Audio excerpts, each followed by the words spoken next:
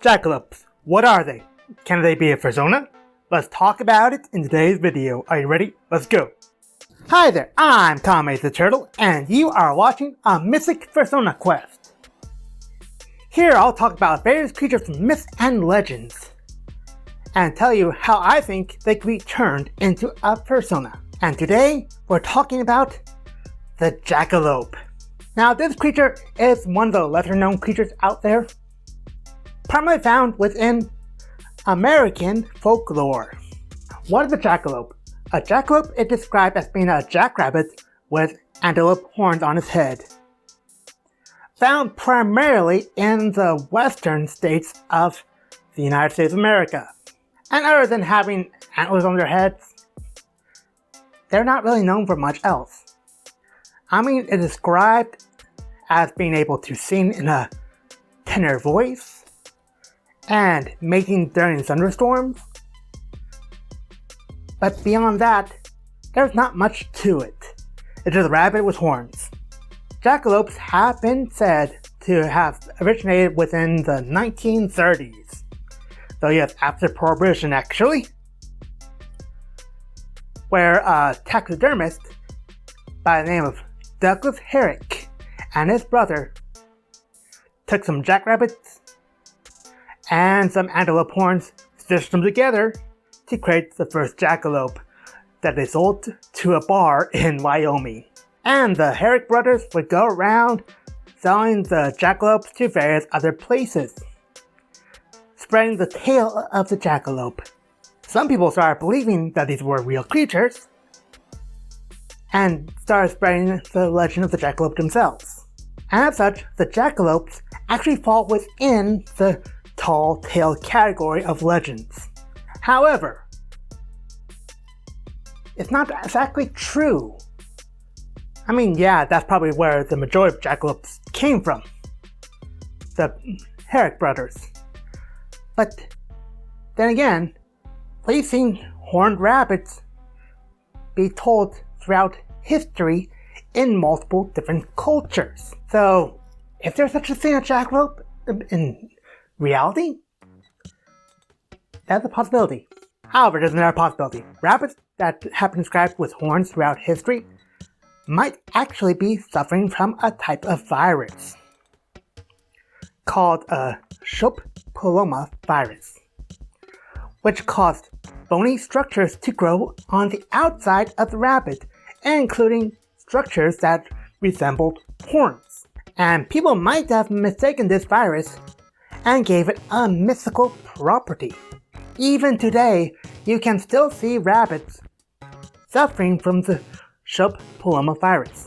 And you can easily see where our ancestors would have believed that these are mythical creatures, because they looked so different from every other rabbit out there. However, horned rabbits have been found worldwide, pretty much wherever there's been rabbits seen in the wild.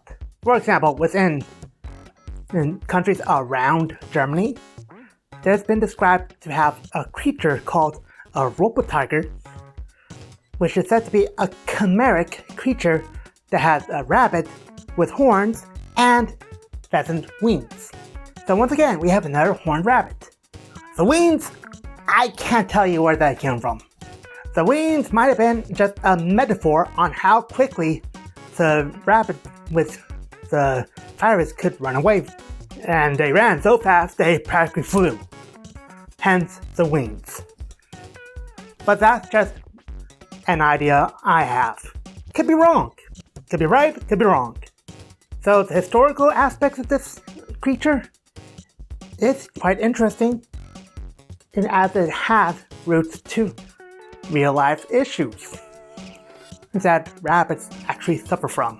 However, if we look at jackalopes within media, they by and large are forgotten about. They're a background element at best, such as in games like Red Dead Redemption, where you could have the main character go and hunt and skin the jackalopes.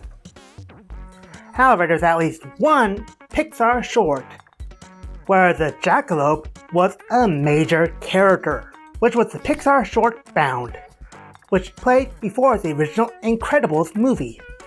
And that's actually the most detailed description of a lead jackalope I could find. There might be more out there, I just wasn't able to find any.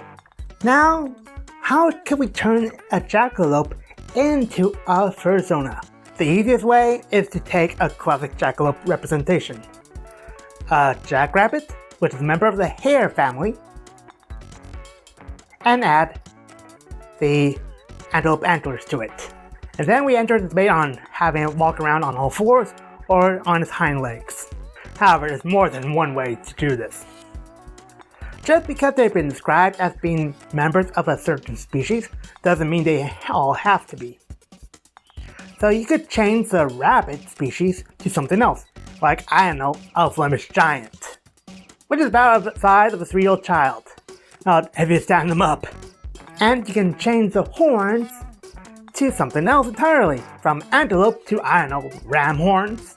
Or if you want to make it even more special and want to focus on the possibility of a rabbit being infected by the virus, you could have the various bony structures appearing throughout the body, much like the X-Men character Marrow. And of course, you don't have to make it be just a plain rabbit color. You could have it be rainbows, polka dots, any colors combination you want. This is for your fursona and how to represent you. What do you think of this topic? Let me know in the comments below. And if you have another creature you'd like to see me cover in this series, let me know in the comments.